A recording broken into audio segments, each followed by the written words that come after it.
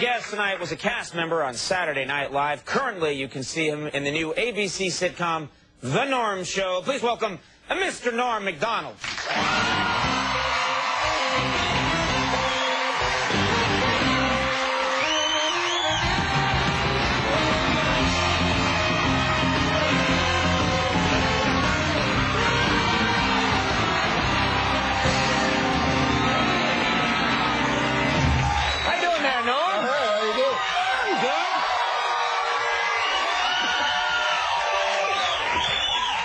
They missed me. I used to come on the show. They're angry with you. Why? I don't know. It just sounded like they were yelling at you. They're angry? Yeah, no. Good to have you here. I'm happy to be here, man. It's fun. Yeah.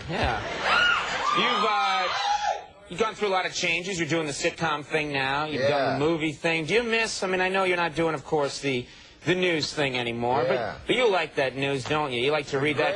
You like to read that paper and think of them jokes. Yeah, the newspaper. That's the one I meant. All kinds of newspapers. I read the Newark Star Ledger. Yeah. And the that's about the only one I read. But no, I like reading the news. But now I find it boring because it's like they're not. You know, the president's dirty sex isn't in the news anymore. You know. Right. And I love that, man. That was the greatest. And now... That's why you read the news, to find some of the dirty sex. Right. And now it's like, you know, now because all the Americans, you know, they said, oh, we don't want to hear about that anymore. We want to get back to the issues. You know, we want to start talking about them issues, you know? Uh-huh. And then I've never in my life heard anybody talking about issues. You know what I mean? Like when this sex thing was going on, I heard everybody talking about it, but I've never gone into a room, 3, 4 guys talking about the deficit. You know what I mean? Never happened once? I've had a conversation about, every time, this is my conversation about the deficit, I'll say to my buddy, I'll say, hey, you know the deficit, what the hell is that anyway? Right? And then my buddy will go, I don't know, something about... But when it was about the dirty, dirty sex, that gave you a chance to talk politics. Isn't that what it's all really about?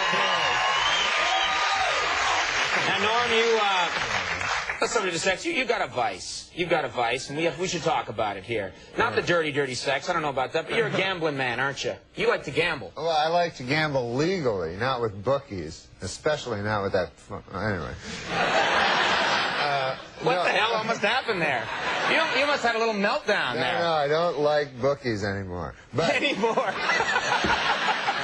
I don't like the mafia anymore. No, but the thing is, I like to go to Las Vegas and Atlantic City. That's a beautiful town, Atlantic City. Yeah. And you guys from Atlantic City? No. I just wanted to shout. Okay. So, yeah, like I went to Vegas a couple weeks ago and a funny thing happened. Hey, Andy. Hi.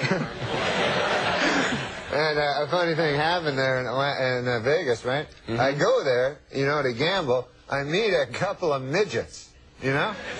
Couple of midgets? Yeah. Little people, I call them. Well, I don't think of people as little people.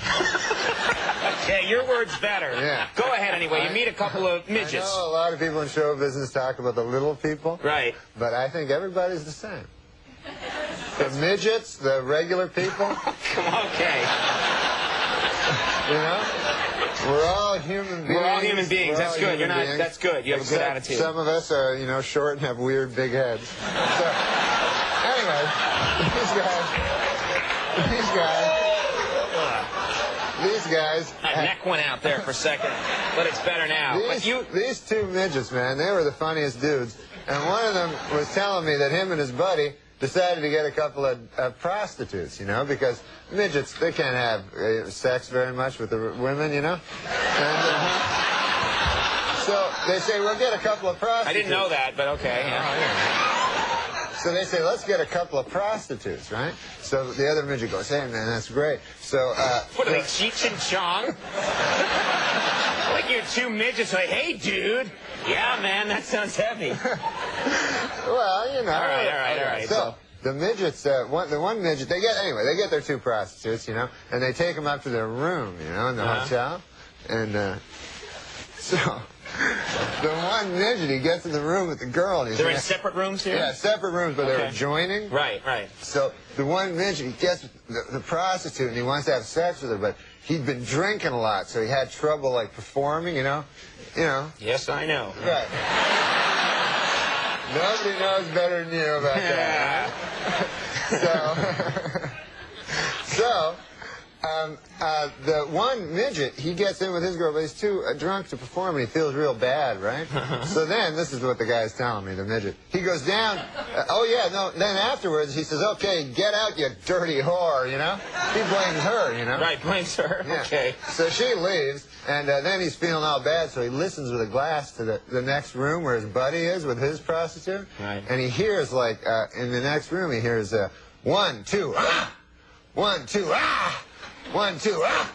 1, 2, ah! Right, 1, 2, ah! Right. Stop doing it. Yeah. So he goes, oh, that dirty, dirty midget's having some fun sex over there, you know? So... He calls him a midget, too? Yeah. But he's a midget. All right, whatever. So he feels bad, you know? Right. And the next day, man, he meets his buddy Midget at the coffee shop. He goes, and the guy goes, hey, man, how'd it go last night? And the one guy goes, oh, man, it was horrible, you know? I was too drunk. I couldn't perform with my prostitute. He goes, but it sounds like you had a good time. And then the other guy, Midget, goes, what, are you kidding? I couldn't even get up into the bed.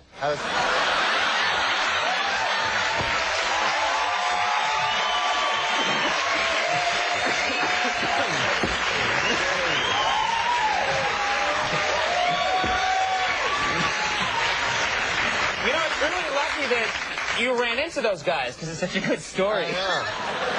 It's a happy ending. They did very good at Baccarat, and they They were happy.